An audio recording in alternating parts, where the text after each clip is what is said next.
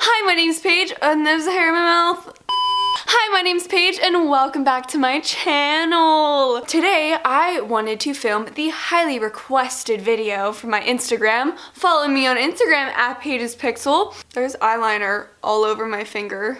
So today, I'm going to give you 5 ways that you can be creative with portraiture, specifically self-portraiture, but you can apply this to general portraiture too. But I will be doing self-portraits, so it's up to you. So I have 5 different categories of ways to be creative with photography, so there are kind of like subcategories in those categories, you know? I don't have a script for this, I just have like some notes that I wrote, so sorry if this is discombobulated. So anytime where I'm like, ugh, I don't know what to do, I don't know what I'm supposed to create right now, I go straight to art supplies. If you have like a bunch of random art supplies laying around, like go to that random art supply pile and just pick out something random.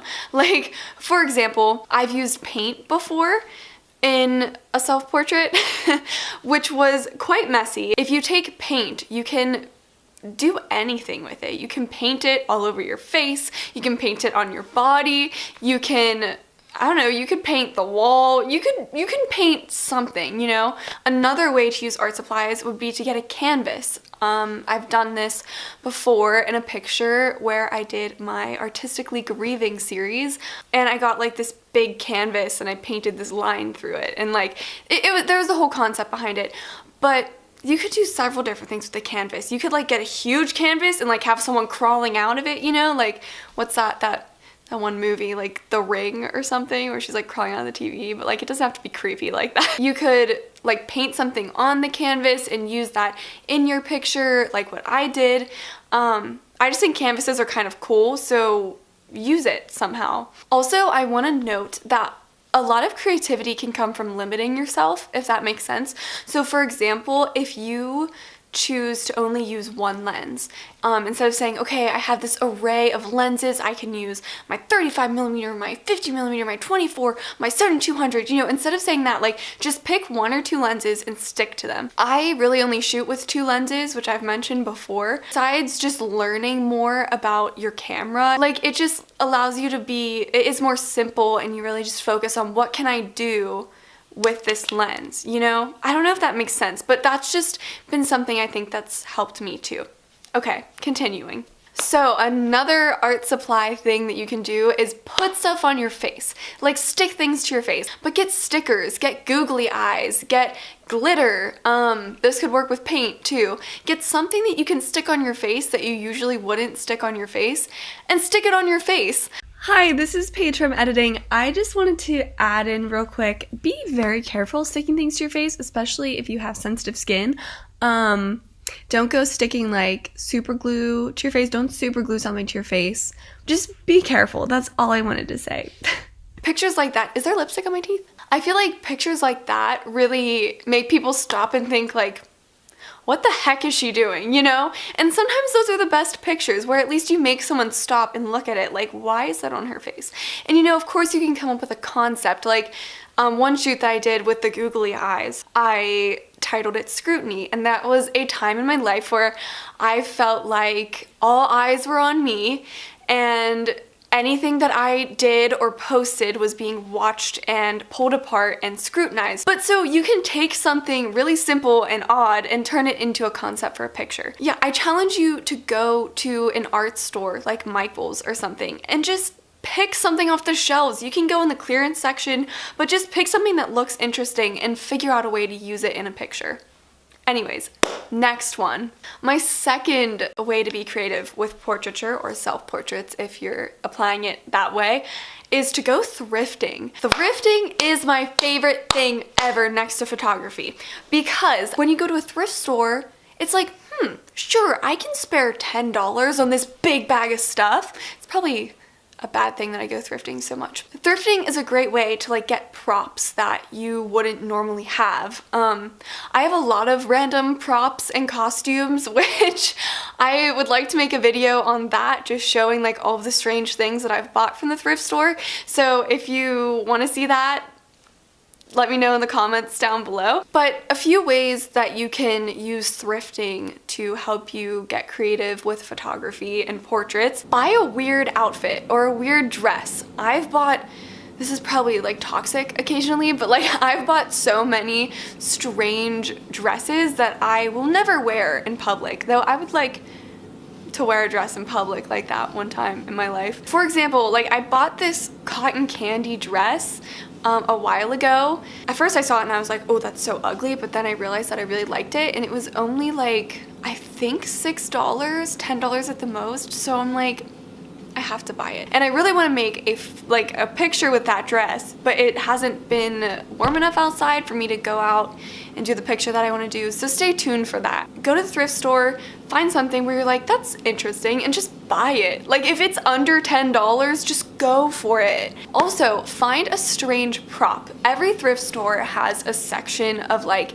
I guess knickknacks, you could call them. Usually everything's under like $5, you know? So if you see an interesting prop where you're like, that just looks strange, just buy it. Same thing with the dresses and like the outfits, like just go for it. Getting a weird prop like this is really gonna challenge you to find a way to use it creatively. That's another thing with like limitations. If you limit yourself a little bit and say, okay, I can only use this, I don't know, this antique fork that I found at the thrift store, it's really gonna challenge you and push you to create something more than if you're like, I have all of these interesting props, I can do anything I want. No, you gotta just pick one weird thing and just go for it. My third tip for ways to be creative with portraiture is to do a totally different kind of shoot than you've ever done before. So for example, I've done several milk bath shoots. You can click the link in my description box if you want to like go watch those. I had never done a milk bath shoot before. I was intimidated to do a milk bath shoot, and it became like a really fun thing for me to do. So if you've been thinking, oh, I want to try and do a milk bath shoot, then just do it. Like, go for it. Like, even if your first time trying something, like some kind of new shoot, is terrible, that's okay, because you learn from that and then you know what to do for the next time. So try something that's totally out of your box. I've also done fire flower self-portraits where I set flowers on fire. So if you haven't done something like that safely, try it.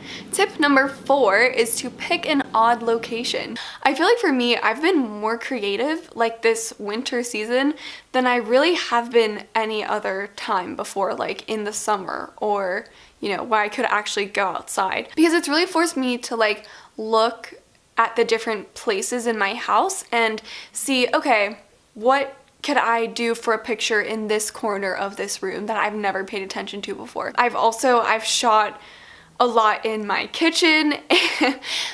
For some reason, that's my new favorite place to shoot. You could take pictures on your stairs. I've done that. Take pictures somewhere where you haven't ever thought to take pictures before. And again, that really will limit you, and that will force you to try something new. Creativity is all about trying something new and doing something that you've never done before.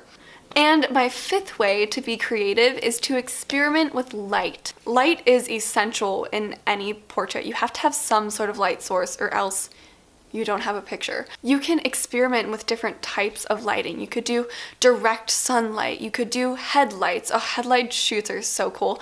You could use your phone flashlight. You could use fairy lights. You could use a candle. Like, play with different light sources and just kind of let the story of that image happen, you know? You can use all of these different creativity tips, I guess, with all of the other ones. That didn't make any sense, but you know what I mean? This is what I did in one of my most recent shoots. So I picked a strange prop, which were my lemons. I went into my kitchen, sat on the counter, and there was like one light above me. Would have been completely different if I had turned on all of the lights, you know? And that's the thing, like, if you experiment with these different types of lighting, you're going to make something creative, because you're gonna limit yourself to one type, and then eventually it's just gonna look really awesome. Yeah, so don't be afraid to experiment with light. Don't always use natural light. Don't always use sunlight.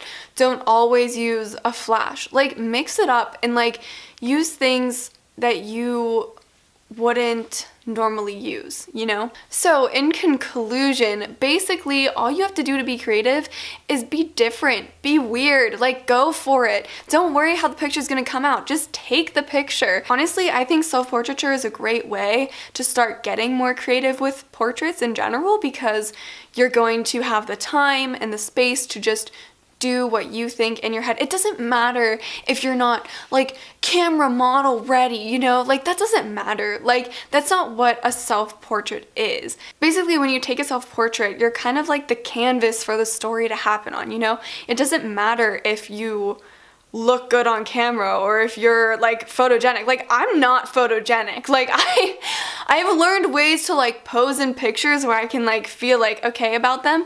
But like, I'm not naturally photogenic at all. But self-portraits have given me a way to tell the stories that I've wanted to tell and to experiment with different types of photography. Self-portraiture is just really awesome and you should try it, is basically what I'm saying. But if you just want to apply these to normal portraits, that's totally fine too. I hope that all of these tips help you out, and if they do, please let me know. Send me a DM on my Instagram at paigespixel.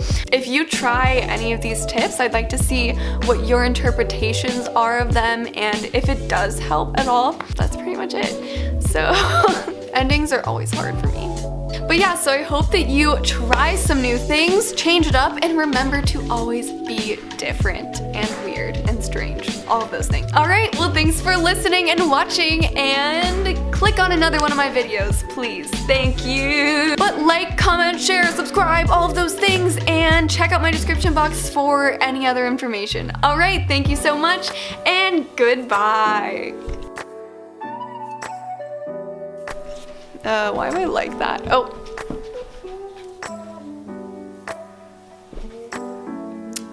Oh, I just got lipstick on you. Yeah. Oh no. I just licked my finger and touched your face. I'm sorry. You do it. Say bye. And cover the camera. Bye. Thank you.